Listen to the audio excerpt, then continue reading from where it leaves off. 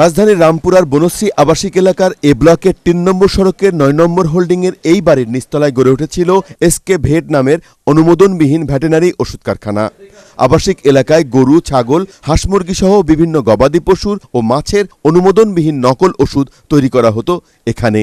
RAB জানায়, আবাসিক এলাকার এই কারখানায় ওষুধ প্রশাসনের কোনো রকম অনুমতি বা লাইসেন্স না নিয়েই নকল এই ভেটেরিনারি ওষুধ তৈরি হতো। গত বছরের সেপ্টেম্বর মাস থেকে এখানে নকল ভেটেরিনারি ওষুধ উৎপাদন হচ্ছিল। মাছ, গবাদি পশু এবং অন্যান্য যে ক্যাটেল তাদের জন্য এই ওষুধগুলো তৈরি করা হয়। একটি ওষুধেরও কোনো অনুমোদন নাই। এটা অন্যায়ভাবে, সম্পূর্ণ আইন বিরুদ্ধভাবে এই ফ্যাক্টরিটিতে আপনারা যেটা দেখছেন এখানে তৈরি করত। আর এই নকল কারখানার মালিক জানান, তিনি ভেটেরিনারি ওষুধ নয়, ফুড সাপোজিটর উৎপাদন করেন। তার কারখানার কোনো অনুমোদন নেই। পশু সম্পদ অধিদপ্তরের একটা অনুমতিপত্র নিয়েছে, এটা দেখাইছি আমরা।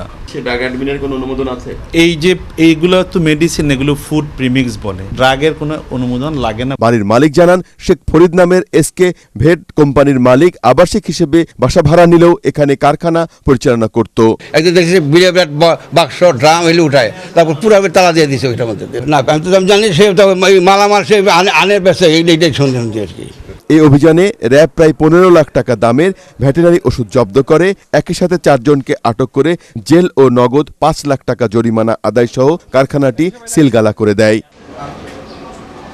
আরিফ হোসেন, এটিএন বাংলা, ঢাকা।